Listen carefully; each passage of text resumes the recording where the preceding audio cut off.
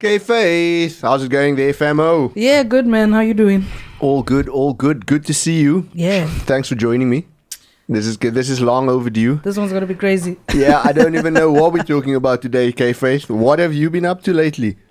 Man, just kind of like taking a break from social media vibes to like kind of tune my head into the headspace for the next bit of music that I'm gonna be creating. Because I find like I'm a pretty competitive person. And whenever I'm on social media, I'm like, I need to do better than this person. And I need to do better than this person. And it like over motivation sometimes turns into like imposter syndrome. And I'm not about that life. I was actually just speaking to Luke now. Because I said to him, when you dropping another track. And he's like, I don't know. I'm like, well, that's also what happens when you drop fire. Yeah, then it's like you have to fight yourself. Totally, dude. And it's like last year, this time, I started the year knowing I had an album coming. And now I'm like, what are we doing this year? Well, besides the music thing, I mean, you've also basically signed up for some studies. Yeah, I'm studying. I said to Leanne yesterday, like, I traveled last year and now I've got this itch. Like, where am I going to go this year, you know? I'd love to get some travels in again this year, go see another country. Definitely going to go to the UK in 2024 because we're graduating from the course that I'm enrolled in now. And I might as well go pick up the qualification in London. 100%. Makes so much sense to just go there. And also, like, studying is a good way of networking. So it's a good way of getting to know people that side. And just building the networking. I mean, that's probably one of the dopest sort of side benefits is that you're getting basically like a plug straight into the culture in a sense. I wanted to ask you something. I can't remember now what it was even about. I had something specifically, but just let me know again, what was your latest release? I'm seeing obviously the top 10 vibes and there's a whole bunch of stuff. It's off your album. So what are the ones that are sort of performing the best? I know that there's another project. I don't know if it's public knowledge yet, the video project. I'm not sure what you can talk about, what you can't talk about. But just refresh our memory. And for those who don't know, so K-Faith is a colleague of mine. I've known her now, probably met her like sort of 2012 when she was still a student. I was a guest lecturer. And then we actually went on to... we started working together in 2013 and it's now, that's been 10 years. So it went from being like, just like, hey, how's it going, to probably two of the craziest cats here at the college. So the album, I dropped the album last year, like mid-year, and just kind of rolled out, you know, based on what the reaction was, the tracks that people dug the most, and you know, just kind of rolled things out based on that. But the two biggest tracks on that project was Proudly Capetonian and Top 10. So those two have just like done the best, and I get it, they like pretty commercially viable. There's another track on the project that I'd love to shoot a music video for. So there's a song on my album called Sugar Water, right? Right. I know that's actually a dope track. You've actually worked with some cats that's been in the Cape Audio story since like day one, pretty much as well. So like it features Uno on the raps, and then Reddy D blessed us with some incredible scratching on the track, right? Yeah, that's dope. And to me, it's like Uno's story is like deep rooted in Cape Town hip hop. Reddy D, obviously, I don't have to say much about him, but it's like I've got these two almost like Cape Town hip hop legends on this track. Maybe, you know, the video for this track should be like a tribute to Cape Town OGs, because that's something I feel is lacking. A lot of young guys come into the scene and they kind of just pick up and start running, but they don't realize who the players before them was. Which is quite funny because what I mean by funny is, as long as I know you, you've always been quite passionate about the sort of Cape Town scene, hip-hop culture, hip-hop history, sort of legacy vibes. I mean, I think that was almost the thought behind Proudly Capetonian in a sense. And now you're saying that there's this other track that could possibly go along the same theme. But sorry, I interrupted you. Yeah, so you know, like I met some OGs last year. Shamima from Godessa reached out to me for some stuff, and through just interacting with her, I met a bunch of the OGs in the Cape Town scene. And I kind of stood in the room with them and I was like, I feel like I'm not supposed to be here, you know. But I was so like touched by that experience because I do like, I come from small town, right? And my first interaction with South African hip hop was BVK. And learning about Mr. Fat and learning about Reddy D and learning about the B-boys. And, you know, then when I got older, got into high school, got into like graffiti, and the first graffiti artists I started learning about were from Cape Town. Right. And I was like, damn, every element of hip hop I'm introduced to, the first place I get directed is Cape Town. Right. So to me, it's like, those are my MF Dooms, those are my DJ Premiers, you know. And I learned about DJ Reddy D long before I know who Premier was. I learned about these Cape Town icons long before I learned about... That's actually dope. Yeah, the icons of the world, if I can say that. Yeah. So I spoke to Shamima even about like trying to get some of the OGs in for this music video, and she was like, yeah, look, it's difficult. All of them kind of have political things and things that make it complicated for them to just be like, hey, this youngin wants to shoot this video, would you like try and be involved with it, you know? And the thing is, I don't want to include just the ones that I'm friendly with. For sure. I want to give everyone that shout out and that spotlight, and even if it's just like cameos, you know, because I want people to watch this video and be like, oh wow, why is Kay showing all these faces? Who are these people?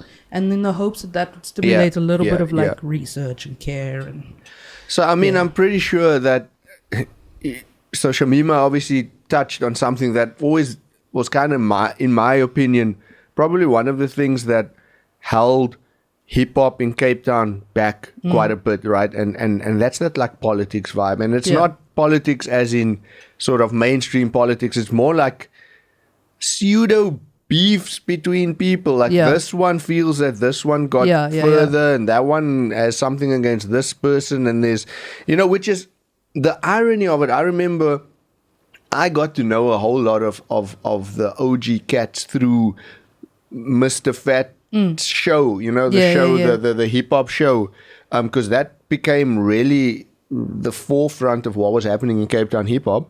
It was televised, but also everybody was trying to get on the show and everybody was talking. But that was also at the time when there was a lot of the OGs started up the Faculty of Hip Hop, which is why we now have the hip hop, the museum. Yeah. And but the crazy thing is, it's hectic that you picked that up as well, because you know I feel that sometimes even where you know at where we work, you see cats that are into hip hop, but they're not that into the culture. You know, they're not really that into the sort of the elements, so to speak, and whatever. How was that for you coming in? Because I think that, you know, watching your career sort of your career path, your first, well, no, maybe not first, but definitely one of the most prominent or well-known, or what a lot of people will know you for, is obviously your work with Young, right? Yeah. And I remember those early projects where, you know, you worked with him, but obviously you weren't really affected by this inter-person, inter-crew vibes. You could kind of just come in, do what you wanted to do, and align yourself, and not even align yourself, just kind of be like Switzerland. You know what I mean? Not part of this, not like you're not from a lot of the mindsets were something like, this dude's from Mitchell's Plain and he can't work with somebody from Steenberg or this one, which is, you know, it's almost rooted in Cape Town culture, so to speak, which I guess happened in the States as well, with people repping different neighborhoods and whatever. But that didn't really affect you, because not only were you like not from any one of these hoods, but you come from a completely different background, different culture, and you are also female. You know what I mean? So there was all these things where I'm pretty sure came with its own sort of challenges, you know, all the walls and the things. But at the same time, it almost gave you a very unique entry pathway, because maybe you could get in with people that other people wouldn't get in because you weren't connected to anybody in the background. So basically, like kind of having that outsider introduction to like South African hip hop, you know, being from a small town and having to kind of watch through a different lens. I feel like that helps, because it makes you oblivious to the this one doesn't like that one, and that one Right. doesn't like this Right. one.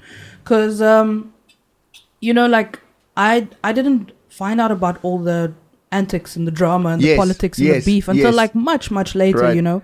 And how I found out about it actually wasn't from, doing research or Yes. moving around. It was because I started trying to put people on tracks together, and then I'd find out, oh no, they actually have beef with each other. Right. Like, oh, I didn't know that, Yeah. And then it was weird for me at first, because it would be like an OG from this hood doesn't want to jump on a track with a young homie from this hood because they feel some type of way about how this kid is Yeah. starting their come up, Right. And it ties back into that whole thing of the OGs not getting that, like, you put us on, Right. respect to you, Right. shout out to you, and yeah, look, it was really weird to go through that, because in my family where I'm from, it's like you respect the elders, you show Right. them respect. That's how it is, And maybe that is that, maybe that's that difference that you had, is that you came with like, actually, I'm gonna hold certain people in high esteem, Yeah. whether or not we interacting or whatever. But I know what you actually did, or I know of you, or so on. Yeah. Yeah, man, and it's weird, because I feel like that's how it was back in the day, right? A lot of interconnected antics, and certain people not wanting to work with others because of where they're from or what they look like or whatever it might be, right? But you'll be kind of shocked to find out that's still happening now. Yeah. Like, there's still so Yeah. much of that happening now. And I kind of hear the stories as they Right. fly now, because Right. I obviously now have a bit of a network within the Yes. industry, and I chat to people a lot, and I chop things up with people a lot, just especially like I make a point of reaching out to people in a new year and being like, hey, happy How new you year. doing? How you doing? What are you doing this year? What are you trying to get out of the industry? Because at the end of the day, like, Cape Town's infrastructure and industry for hip hop is really tiny, Right. And people aren't really thinking of a solution on how to develop it, Right. to the point where I have cats from Joburg trying to do like writing camps here, and they're like, we don't know where to go, we don't know how to set it up, we don't know. And I'm like, no, we have all these things, but there's just so many complications, because Yeah. there's so many people Yeah. complicating things. So it almost seems like Cape Town hip hop has a really big identity crisis. Sure. So South African hip hop in general has a bit of it, and we're starting to find our sound and our vibe, and Sure. we're getting better at that. But in Cape Town specifically, I feel like there's a big identity crisis. I wonder if, and dare I say it, I might get like some hate because of this, but you can't you can't separate sort of hip hop culture from street culture, what people are living, for example. Yeah. And if you look at, for example, the gang culture that's so ingrained in sort of Cape Town community, and it's not even just a let's say colored thing or whatever, right? Do you think that maybe there's some of that? There's this almost tribalistic mentality, or do you think it's a case of maybe big fish in a small pond, or it's a case of desperation? Everybody's so hungry to kind of get out there that instead of taking a step back and going like, hey, if we build this thing, we all benefit. But there's a little bit of like a scarcity mindset where it's like, you know what I mean? There's only so much. Yeah. But I mean, you can say that is not the case at all. You know what I mean? Well, look, it's a few things actually. Like, unfortunately, like, it's not one of those situations where there's one outcome to solve the issue, right? It's a few different things, in the sense of like you'll always hear about this sibling rivalry between the Cape Town industry and the Durban industry and the Joburg industry. Obviously, Joburg being like the big one everyone kind of looks up to. But I feel like Cape Townians have been trying to be in the faces of Joburg so much that they've worried more about sounding a certain way so that they're accepted by that market. Instead of starting to grow from home and make something that they'll come to you for. And I say it all the time. And I had a chat with Reddy D on his show about it. I was like, we have, especially in like the Western Cape, so many cultures with their own language, their own traditional music, their own cultural stories. That's the backbone of hip hop. Yeah. And I feel like people don't exploit that enough. And for sure. When I say exploit, I don't mean like financial exploitation. Yeah, like use it as a tool to get ahead. I mean, exactly. That's something that in a lot of our courses, for example, we'll talk about that. We'll in a music production or DJing or whatever. Ultimately, if you look at the artists who blow up, right, it's not because they're doing what everyone else is doing, it's because they're doing themselves uniquely, like, and authentically. Yeah, so exactly. I mean, that's what you're saying now. It's like, be authentic, totally. Be real, be yourself, and be like, I actually have a story to tell. Yeah. Here's my story. 100%. Like, authenticity is the number one way to sell yourself. Right. If you making this like stencil rap or bubblegum rap and you're trying to sound like Travis Scott, you're trying to sound like Lil Baby, that's weird when you export it outside of South Africa, totally. Right? That's why the world is going crazy for Amapiano. 100%. Right? I always tell our students, and we get into these type of conversations all the time, and I said to them, I was like, this is now a little bit before Amapiano was a thing. I was like, one of our big exports genre-wise is Kwaito music. Right. Imagine Drake had to make a Kwaito song. Would that not be so weird for us to consume? And people would be slightly offended. Right? Now, that's what America sees for sure when they hear our hip-hop. They're like, we don't quite get it. Why is it that the only, like, South African rappers that have really penetrated overseas has been Nasty C and Blackie? Because they sound so Americanized. And no hate, that's what they're doing. That's the style of music they make. If they want to sound American... You know, I'm behind them. They're still ripping that SA flag, regardless of how they sound, what they look like, what they're doing, right? And I always tell them, I'm like, even Nasty had to make an album called Zulu Man with Some Power. Right. When he went to the States to represent himself. Because at the end of the day, where you come from is like... It's important. It's so important. And it's the thing that sets you apart, you know? Right. And I look at like how Afrobeats is blown up. I look at how Amapiano is blowing up, right? And that's because it's different. That was sort of what happened with Zola 7 after Tsotsi. This is also what happened with POC. Yes. So POC started making hip-hop, but they were using Guma samples. They were using South African samples, South African jazz, Afro jazz samples. And that's a thing that made them stand out. And they aligned themselves with the Black consciousness movement of the time that was happening globally in the world. And that's why people were interested in hearing the story from these guys from Southern Africa who are going through a similar struggle as they were going through in the States at the time, but they sounded uniquely South African. For sure. And I feel like that's what made them, that's what made all these doors open for them. 100%. How they could go on tour with the Fugees, you know, how they got to meet Africa Bambaataa. And I feel like a little bit of that has been lost in our hip-hop game right now. Guys are forgetting that authenticity, like, there's so many people making music at the moment. For sure. And it's so easy to get music out right now. Exactly. Whether it's good, popular or not. Exactly. So it's like your story has to be so good and your sound has to be so good for you to really get somewhere. And then at the end of the day, you're also just a pick from South Africa, which is one small country on the big continent of the world, right? So if you're not authentic, if your story isn't authentic, if you're just making tracks to try and get onto charts, get onto radio, get views on YouTube, you will eventually fizzle out and and you disappear. Get lost in the sea of sameness. Yeah. You know what I mean? That's the thing. Kanye said once, like, if you surround yourself by people who think they know who you are, you'll ultimately forget who you are. Totally. And that's so true. I mean, I've had moments already this year just reflecting on the music I want to make, and I've been like, it's what I'd be really proud to look back on in 10 years' time, but I don't know if the South African industry will get the type of music I'm trying to make. Yeah. Then I have to tell myself, what's more important, views and hits and streams, or the legacy that I leave behind? Yeah. So that's it. Like, I always, when I chop it up with new artists, the first question I ask them sometimes is, what do you want your legacy to be? And 9 times out of 10, it's like whoa, I've never really thought about that. Yeah. You know? So coming back to Cape Town hip hop, we probably have the most, how can I say, like, young artists that are about to pop into South Africa, right? We've got a lot of talent here now. We've got like Bravo LaRue's doing well. We got K Keed who's doing well. Like these are all guys that sound good enough to put them in that Joburg space, and they'll do really well, and maybe even above that. You know, export them.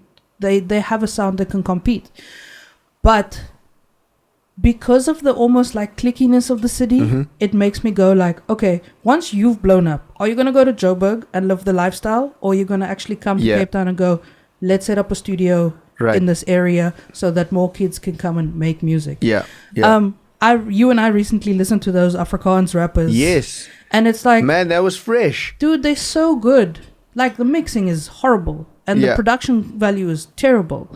And you only see the music on YouTube because obviously it's really easy to get your music onto YouTube. But it's like they're getting the traction they're getting because it's so different. It's 100%. So unique. And they're hitting a market that doesn't have representation in the music space. So that's a case where you take these guys in, you give them some studio time, a young mix and master here and there, but then you teach them how to distribute their music. You teach them about music rights. And like young rappers will probably roll their eyes at you. But these are things that empower them 100%. Beyond just making good 100%. Music. And I feel like that's what's missing. Also, like I see it a lot where young artists would then get to a point in their career where they're like, oh, I need a manager. Who am I going to get to manage me? Then they just get one of their like one of their homies who kind of, and then one with a big enough ego to like drive the project. And it's like, then when you reach out to them on something professional and they haven't been in the industry for long enough, then they think you're trying to like take from them. And I'm like, no, this is pretty standard practice in the industry to market music or market events and stuff. And unfortunately, in modern day, reputation and ties within the industry is so important that if your manager is not cool and how they handle your business, people will just not book you because there's 10 other MCs they can book, you know. So it's kind of like a package problem, how people package themselves, especially coming from Cape Town, because our resources are a little bit more scarce. So it's like, do you have the correct distro? Do you have a tour manager that makes sure you on time, you at the club, your performance is sorted, your setup is sorted? Do you have someone just QCing your social media, you know? Little things like that makes you stand out and sets you apart. You can't just these days be a good rapper and blow up, you know? There has to be so many moving parts around you. And I feel like that's where we struggle in the city, is those moving parts sometimes floor artists. So the interesting thing is, I mean, you touched on it now where you spoke about, for example, someone QCing your social media, etc., right? And part of the problem in SA is that a lot of times you have to wear a lot of hats. You have to, if you're an artist, you're the artist, but you're also the booking agent. You're also the manager. You're also the content creator and the social media manager, everything. So to speak, right? But that was actually something that, looking back on the 10 years, you know, that we've known each other and been in each other's space, that's actually something that you've managed to handle pretty well. I mean, I get you, and I remember when you got sort of a professional manager, and also when I say professional, this is someone that has been doing it for a while, is working in the industry. It's not actually just someone that you gave that role to. It was someone that was doing it and you went, okay, can you manage my portfolio? But what are some of social media is a crazy thing, right? So much so that you felt you had to just take a step back and whatever. And I almost find that and I've seen this, I won't mention names, but I've seen this with artists, I've seen it with rappers, I've seen it with people who make music. They lose themselves in the social media because they can't separate the sort of persona and the real person. You know, I talk about it in the DJ course where it's like, you are your brand, right? And if you're trying to market yourself, then you need to handle yourself well. You can't sort of like get into every petty beef or squabble, or you need to almost distance yourself from. You can be real and authentic online, but you can't be like real and authentic online, right? Totally, so like what if you could give someone sort of tips around that and say some basic best practices, what helped you get far in sort of separating this, yourself versus the persona versus the brand, which is, I mean, it crosses lines sometimes. The lines get blurred. But like for yourself, what was one of the things that if you look back now in the last 10 years, you say, actually, I think I did that well because if I had done X, it could have derailed my whole sort of plan. Because obviously, like you say, you brought up the legacy thing. Yeah. And we'll get to that because I'm interested to hear what your legacy is, what you want to leave behind. But yeah, man, if there's a kid out there and they're busy wanting to do something, obviously they're going to have to start out themselves. Like, what would you suggest, like, the don't do's would be? Like, definitely don't do's. Yeah. And maybe do these better type of thing. The problem is, like, so young people who post content online, I think that the moment you really crack it is when you understand content, right? Right. People feel like they need to post every day. For people sure. feel like they need to post about everything, right? I see some of the kids in Cape Town really overdo posting. They'll get like, I don't want to sound negative, but they'll achieve something that's really cool, but not like the greatest achievement they'll ever had. And they'll do like a week-long social media campaign for it. Right. And I'm like, are you doing it because you are trying to set up a specific type of audience? Are you doing it because you are trying to compensate for the fact that it's not your biggest achievement? Maybe, right? Yeah.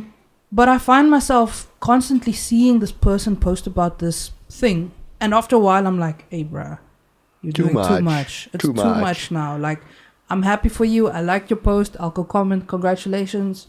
And then let's move on to the next thing. Rather put your energy into something else. I also see people posting about like just day-to-day things that you don't really need to put out there on social media. Like, you're not at that level yet. If you drink coffee every day, you don't have to post that you're buying coffee every day. You know?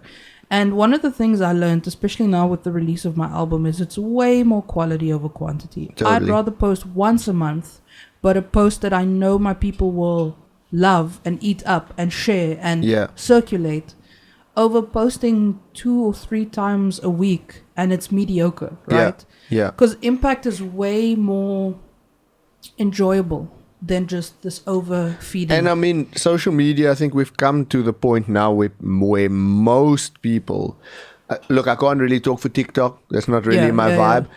But most people are not interested in things they're not interested in. Totally. And they will mute you quick sticks. Totally. There's a not interested option on TikTok. Right. Where if you see something you don't care for, you can click on not interested. And that's the thing. It's like you really need to, like, the tool and the whole purpose of social media is to build an audience, right?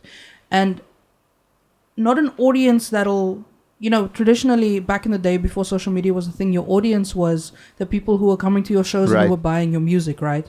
Now that's still happening, but we have social media as this like added leg where it's like your audience can now be at the tip of your fingers. You can communicate information immediately. And that's the thing. It's like you need to set out what your goals are with your social media. What are you trying to portray to people? What are you trying to share with your audience, right? Because if I share things about the sneakers I wear every day, I will have an audience that cares about shoes, fashion. Sneaker-centric. Yeah, exactly. Yeah.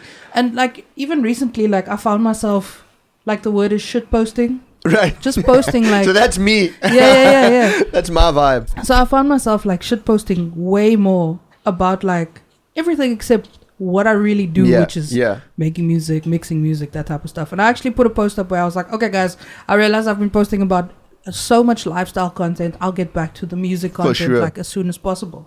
So you kind of have to check yourself, where it's like, nah, okay, I made like 3 posts and the last 3 posts I made were all about DJing. Right.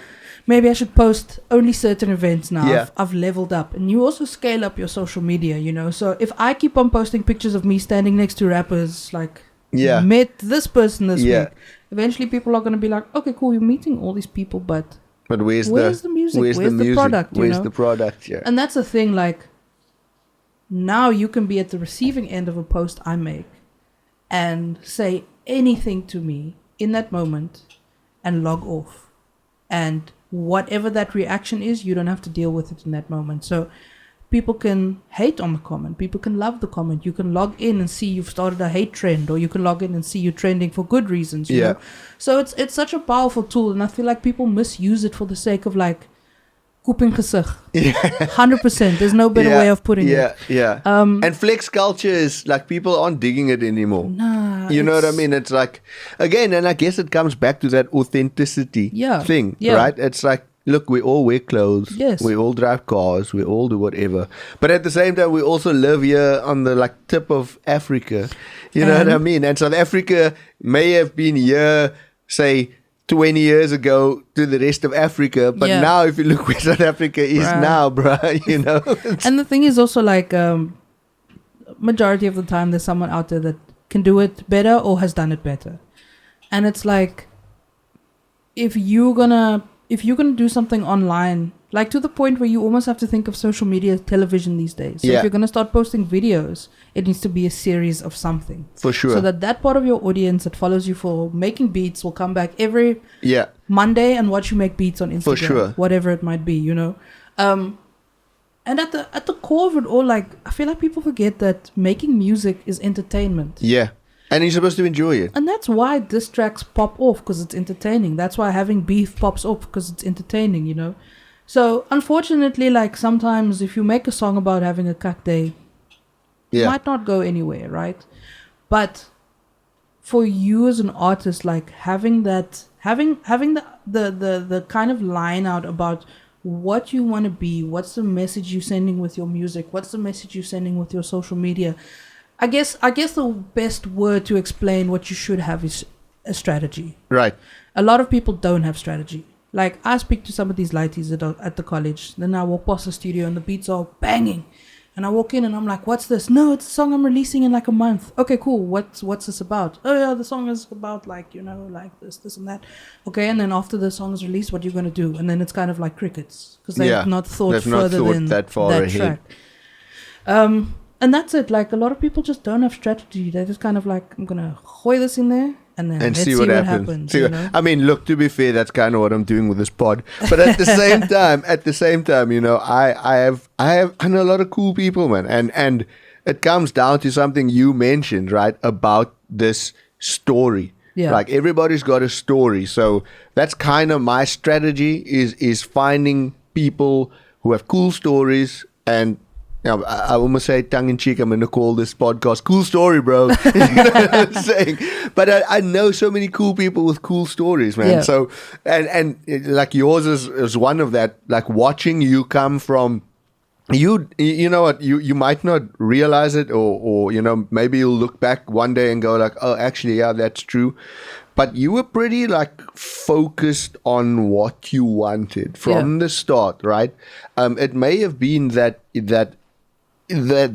goal was broad, you know, you were kind of just aiming in that direction, but there definitely seemed to be this, like you said, strategy, and I'll do this and then I'll do this and it was kind of building you up to the point where you are now, which is super cool to see, you know what I mean? Because you don't like, I pay a lot of attention to that. Like, I love seeing people talk about, like, I'm a passionate cat, right? I can get passionate about anything, right? I'll get passionate about like water if you have to leave me to do it, right? But at the same time, I love seeing people share their passion, and I love seeing people have this idea and they're like, oh, you know, and then fast forward 5-10 years, you go like, oh, they were really that passionate about it. Because that's really the only way you get to anywhere. You know what I mean? It's because it's not the fame, it's not the fortune, it's not the status, it's not the people you can tell. It's the passion, man. At the end of the day, you do it because you want to do it, and you do it because it makes you feel cool. Even when it's not your best, you still like, I still want to do that. So talking about legacy, like if you think back to yourself 10 years ago, I mean, it's probably before that, but I remember you 10 years ago going like, oh, you know what, I really want to get it. I want to be a producer, right?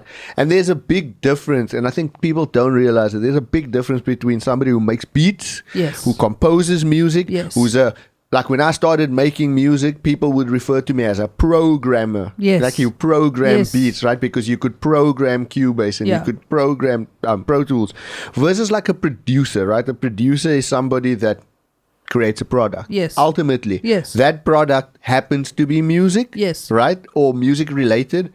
But yeah, that seemed to be your goal, right? And what were those? What was the steps like for you? Tell me from the other side what I saw. What were those kind of connected dots from student K to like K Faith now? Who's can I talk about that video project yet? No, not yet. Okay, okay, cool. We can come back for that. Okay, cool. We'll come back. We'll do a follow up on that. Cool. Look, so from the beginning, I knew I wanted to create music. Right. Right. At the time, I wasn't aware of all the different roles. So I thought, if I record someone on a song, I'm creating music, and that's what I want to do. So for a very long time, my focus was on being in studio, recording people, mixing their tracks, putting it out there, mastering their tracks, putting it out there. And that's kind of how I got into the circles of working with like Young, and working with Nasty C on his first album, and working with Dalez on his project, and that just because I was in the room and working with Mos. Yeah, working with Mos Def, because I was in the room and I had the skills to do what I do really well, right? And to me at that time, I was like, I'm happy with this. This is creating music. Then I was pulled in for a project with 5 Avenue, who's the kind of creative. What's the word I always use? Creative director. We can come back to 5 Avenue. They kind of my team, like we're a little bit of a crew that create together. I landed my first studio project with them, and we were working on a project for a rapper from Cape Town called EJCPT, and it was produced by Tweezy. Now Tweezy, I remember Tweezy. Yeah. Now at the time, Tweezy was the hottest producer in the country. He had just done All Eyes on Me with AKA. He did Sim Dope with AKA, like big songs. I remember that Tweezy project. Yeah. And I found myself for a week working with Tweezy in a room as a producer and a beat maker and other beat makers in that space. And I saw kind of how he made music, but also how he took in that role of like, you made this beat, I'm going to take it and turn it into like a more developed version of your beat that will then become the instrumental to this track. Yeah. And literally just being the creative lead in that room. And I was the engineer, so I was the technical lead in that room. So between the two of us, we worked quite closely on that project. And I remember walking away from that project being like, we created something really great. And also, that doesn't look that difficult, right? So I found myself in studio with rappers so often that I was like, let me try my hand at making beats. And I have this audience of rappers that I can test it on and get feedback on. So then when I was in the studio with Uno, I'd play him one of my beats. Be like, what do you think of this? And, sometimes they jump on it. Sometimes it's like, yeah, this is cool, but you should try and do that, And that's kind of how I cut my teeth into being like a beat maker. Then I started working similarly to Tweezy with some of the people in Fife and reworking their tracks and remixing their tracks. Yeah, I remember that. And then it got to the point where, one of the biggest artists at the time I was working with was Youngster, and I started playing him my beats, and he jumped on like 1 or 2 of my tracks. And I was like, okay, cool. So this beat maker thing, this is really cool. I can do this. Then 2017 comes around. There's a show on Vuzu called, I can't remember its name. It's like a rap battle show. Yeah. The something. I can't remember its name now off the top of my head. I mean, yeah, the something. And it was basically like idols, but for rappers, right? Yeah. And some of my homies came through to the finals, and they were flown to Joburg to go and compete. And then I see like a couple of days later, all of them were back in Cape Town. And I hit one of the dudes that I was the closest to up, and I was like, hey, dude, why are you guys back so soon? And he was like, nah, all the Cape Town rappers got kicked out first round. Oh, jeez. Like all of them. There's not one competing. The Hustle, I think that's what the show's name was. Yeah. And that put a bit of a battery in my back where I was like, okay, cool. I see what my role in the game is. I need to do something that's groundbreaking and tie it back to where I'm from, to put where I'm from out there into the world, right? Aha. And I was like, suddenly Proudly Cape Townian makes so much more sense now. Exactly. So it's like, I always thought that like I need to go out there into the world, find something special, bring it back to Cape Town, and kind of grow it from there, right? And then I suddenly realized like, no, regardless of where I go, I carry where I'm from on my back. So if I go blow up in the UK, I'll be a Cape Town-based producer blowing up in the UK. If I blow up in the US, I'm a Cape Town-based producer blowing up in the US. So that changed my view on everything so much.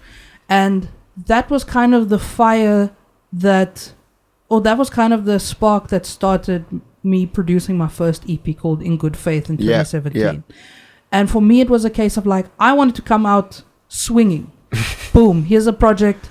Boom, all Cape Town, well, mostly Cape Town based artists, but I wanted to create something that was really impressive, crafted in the mother city. Yeah. So I dropped In Good Faith on my birthday in September 2017, and all of a sudden it did way better than I thought it would. You know, to me that was my let me put it out there and see project. Yeah. And then all of a sudden it's doing great. It's getting thousands of streams. I'm getting press, I'm getting radio interviews, and I was like, whoa, you know, like, I didn't think in my mind this was the result of releasing music. Yeah. And I think that just shows that my priorities were in the right place, because I didn't associate the fame thing with the product. For sure. I just wanted it to do well, so that I can go, I did this, and I achieved this, and I'm from Cape Town, and I can put my place on the map. Then end of 2017, Apple Music reaches out to me. They want to make me the spotlight artist for Jan 2018, first month of the year.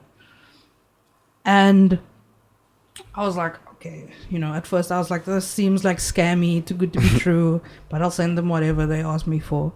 And then, I got an email from them on the 1st of Jan 2018 saying, the campaign is live, check this out. And I logged in on my Apple Music, and here's my face as you log into Apple Music saying, that's Apple dope. Music Spotlight Artist of the Month, K Faith, Cape Town based producer, Nice. And I was like, oh, hectic, like this has happened now, you know. And then to me, I was like, okay, now I've done the project. What's next, right? And that's just kind of where I started experimenting with the roles of like, this is what the engineer does, this is what the beat maker does, this is what the producer does, you know. And I started experimenting, working with different styles of music as much as possible, because at the end of the day, for me, diversity is the biggest weapon you can have as a producer. So I started working in different genres, you know, started doing more dance stuff, started doing house stuff, started doing Afro beats, obviously still continuing doing hip hop. Because again, South Africa's got actually quite, compared to say America, our industry is very small, super small. So you need to diversify. In the words of Wu-Tang on the Dave Chappelle show, diversify your bonds. Man. And in that process, probably the smartest thing I did was just meet as many people in the industry as possible. And just meet people, talk to them, make a good impression, so that if at any given point you needed to align yourself with that person, they would be cool to do so. And I kind of used that time after the album came, after the spotlighting happened, as a means to just dig my feet into what I was going to do, you know. And that then started building to the release of my album that came out last year, you know. And unfortunately for me, COVID was a big deal in between that. Like 2019 was a really big year for me. For sure. I did Boiler Room. I did my second Rockin' the Daisies. we did 3T with Youngster. Which what that was nominated for? So that was nominated for a SAMA, and it won the album of the year, hip hop album of the year at the South African Hip Hop Awards. Right. And it won best video for YVR. Right. Which obviously, did incredibly well. Plus, I did some remixes with Diamond Thug that also did incredibly well online. Like the one song reached or is about to reach 100,000 streams on Apple Music, which is that's big. Pretty good for a remix. Something that I just did because it was cool. And when COVID hit, it was kind of like, damn, I'm sitting on an album, but no one's caring about music right now. Right. You know, like Amapiano took a knock and hip hop took a knock and the whole industry took a knock that it's still kind of recovering from at the moment. But I was sitting on this album and I was like, I don't know what to do now. And as soon as, like, I think we went down to level 4 lockdown and then level 3, and there was a bit of movement that we can go out and we just had to wear a mask and whatever. And at the time, we had Proudly Capetonian finished. And I was like, okay, cool. I haven't released music since 2017. Let me drop this track. And we went and we did the music video and, you know, like, it was very much a very, like, hard-hitting track at the time. And I kind of wanted to do with Proudly Capetonian what I want to do with the Sugar Water track. Right. But because of lockdown, it was so difficult. For sure. It was so difficult. Like, even for us just shooting the music video, it was so complicated, you know. And at the time we shot the music video, EJ was in jail. He was locked up. And then a couple of months before I was about to release this track, I hear he's out. So we had to, like, go back and shoot it again because I was like, obviously I have to get this guy in the music video. And then we dropped Proudly, and it made a big splash in Cape Town. Right. Because there wasn't much going on at the time. And for the first time in so long, I felt a little bit of like, nah, the Owens are together, you know. For sure. DJ's back. Young is busy working on new music. I remember that was a similar feeling with when Young dropped Salute Us. Yes. Remember the Salute Us video 100%. and everyone was like, oh, this is gonna... And, 100%, dude. Back to yours. And it's like, I felt that community because Uno was like, cool, I'm going to pull up for the music video. And I was like, oh, yes, another OG that's coming through, you know. And for quite a while, I was like, this feels good, you know, because COVID makes you feel like super hopeless. Yeah. Dude. And then all of a sudden it's like, yo, the homies are back together and everyone's cool and we've got this good music and, you know, like, I felt like, okay, this is like the beginning of something, like a new chapter for our industry. And it just kind of fizzled out. I don't know what happened. Things just went back to being weird. And when you say weird? Just like in the scene? Yeah. Just like everyone obviously, but you know, I say I don't know, but it could be because then we went up a lockdown level again and down a level. We've been in this throw of like COVID for the last couple of lifetimes, is what it feels like. Yeah. And now again, it's like we've got all these people who are making great music, but that camaraderie is a little bit lost, and I don't know where it's from. And people aren't willing to sit and talk. It's a difficult thing to build. Totally, dude. And it's like people aren't willing to sit and talk and figure things out together. And let things go, man. Yeah, like, totally. I can't. There's so many in the hip hop industry specifically. So many people that have just held on to these things. Yeah. You know, unfortunately, like human relationships are messy. Yeah. You know what I mean? Not easy. They're messy, even if it's like blood relatives. It can be your sibling. And it can be messy, right? But at the same time, right, you would hope that people can... Look, I get it. There's certain things that some people can't let go, right? Sure, yeah. I mean, I guess that's how people feel about apartheid. Yeah. Or you know, there's some things that you can't let go.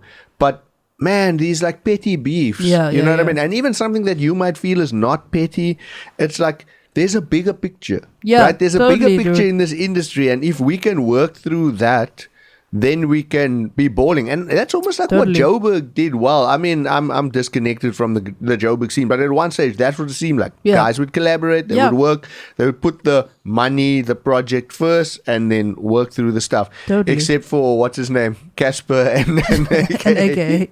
No, but that's been entertaining at least. Yeah, for sure. So, yeah, it's like... And that whole, you know, people talk about the crabs in the bucket, or crabs in the barrel thing in Cape Town. It still exists, man. Like, I know of people that'll be good now, and then someone drops a song, and then all of a sudden the other person's bad mouthing them. Right. And it's like, you drop, but now I'm going to talk bad about you so that you don't level up in the industry. And it's so unnecessary because at the end of the day, yes. We carry a label. We're all from Cape Town, but we're all from South Africa. We all love music. That's enough to... That should be enough. Should unite you. That should be enough. But yeah, it's weird. Like, even with my album coming out, all of a sudden people that were like really keen at the beginning to be on the album, was really weird to promote the album, you know? And it's like, I achieved big things with the album, you know, like got really good, big accolades with the album, but I didn't see the Brews who are claiming to be like the next out of the city to carry the flag. So this is really like push. An interesting point that you touch on, right? And I think that's like an important thing, and that's kind of something I would want to kind of leave behind, or you know, that's my idea, not idea, but that's my thinking. It's like, you know what, there's nothing wrong with promoting somebody else, even if you got no skin in the game. Yeah. Especially if you've got no skin in the game. You know what I mean? Because at the end of the day, like, I'm always going like, man, I grew up, I was like a youth, let's call it that, in like the 90s, right? Just sort of pre and post apartheid, pre and post 94. Yeah. And man, we had some big plans for this country, and we were like stars in our eyes, and everybody was like, this is great, we're gonna whatever. And then fast forward however many decades later, it seems like that kind of went away. Yeah, it's a bit hopeless. Yeah, and at the same feeling. time, it's like the problem is that at one stage, everybody was just promoting the positive of. Now, don't get me wrong, we all have, there's always going to be negative stuff. But if you look at what like the states do really well, they're really, really good at pushing America. Oh, dude, their patriarchy is on another level. You like mean patriotism? Oh, sorry. Yeah. But also patriarchy. Both. Yeah, it's like, you know, in America, you're like, oh, I'm from Tennessee. There's always someone in the crowd like, yeah, exactly. Ooh. We don't necessarily have that. We have that when like there's a Trevor Noah. Yes. You know, we have that when there's like Charlize Theron. Yeah, when they're out there. Although she's cancelled now in South Africa. And it's like, no, you should have it in your suburb, in your community, in your province, in your country, you know.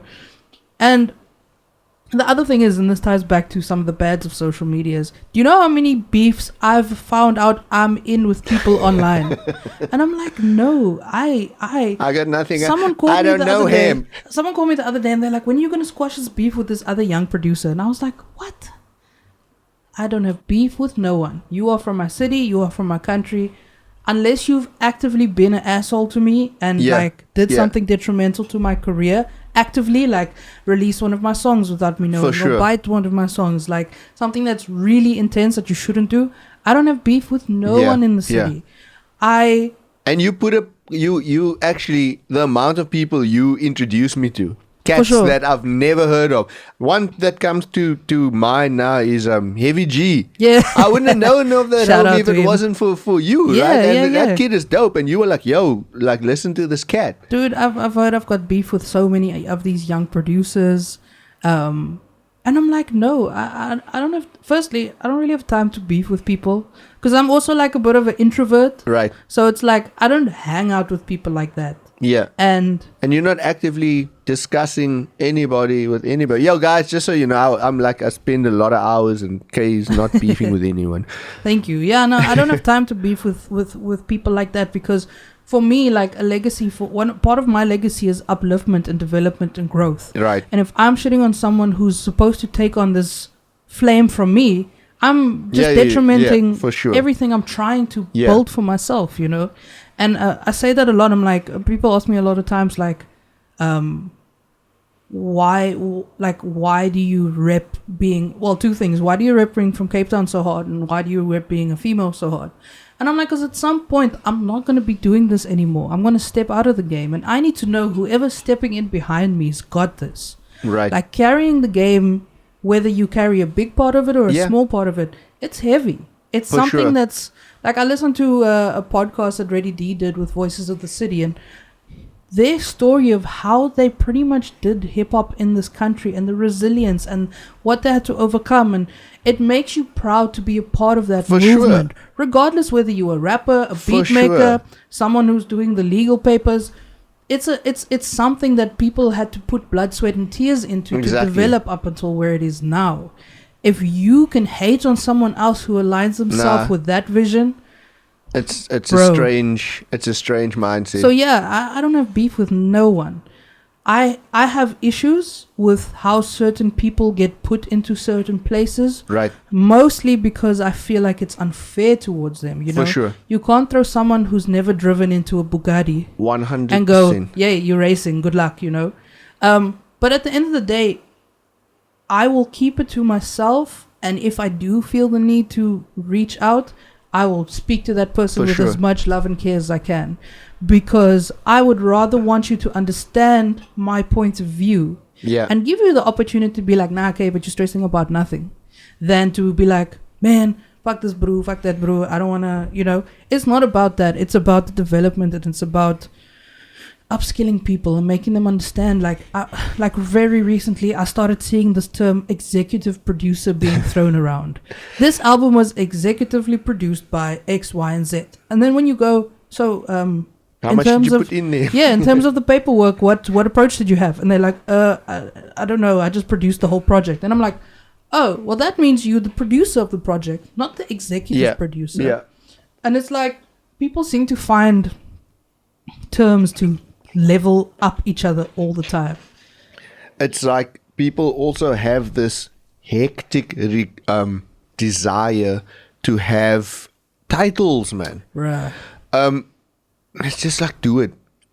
You know what I mean? Shout out to G-Dog. He would always just be like, just don't talk about it. Just do it. Yeah. You know, just do it. Yeah. Just do it, put it out. Yeah. You know, don't worry about it. Just do it and just do your thing. Yeah. You know what I mean? Yeah, Literally do totally. your thing. Do it. And that's fine. And like, at the end of the day, right? And don't get me wrong, there's snakes in the game, right? Sure. But there's snakes in every Everywhere. single... Everything. Wherever there's money involved, there's going to be snakes. But at the same time, it's like, you'll get what is coming. Yeah, you know what I mean. karma exists. And how long have you been working at this consciously?